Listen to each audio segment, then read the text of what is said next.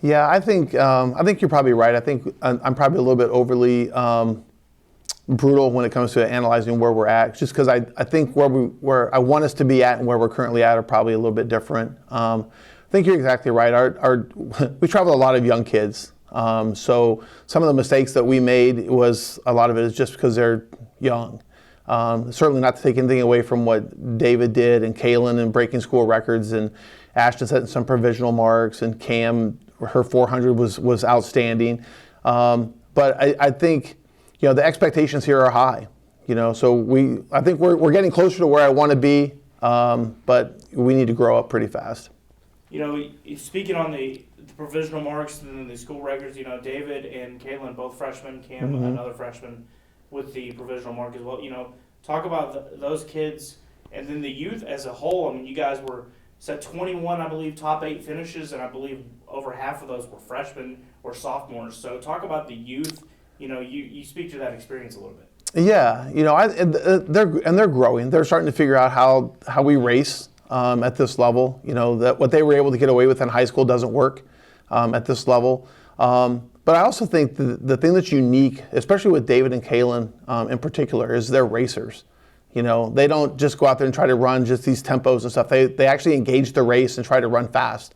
And that's really refreshing with that young group. And that's really what our program needs, is kind of that shot in the arm of having that youthful experience to be like, it's okay. And understanding that from the coach's perspective, like we're good with you going out and pushing the envelope. And if you come up a little bit short, that's okay. But stick your nose in it, as opposed to, you kind of back off and you're trying to run these tempos and it just doesn't work. So some of the things that are disgruntling for us as a coaching staff, we actually kind of expect too, because we want them to experience, trying to run fast. And Cam did the same thing, in the 400. She went out really hard, kind of got sucked up a little bit in the last 50, but that's okay. She ran a lifetime best, got the provisional, and she's going to run faster before it's all done. So, Coach, a weekend off here before you really kind of hit the road for the home stretch here.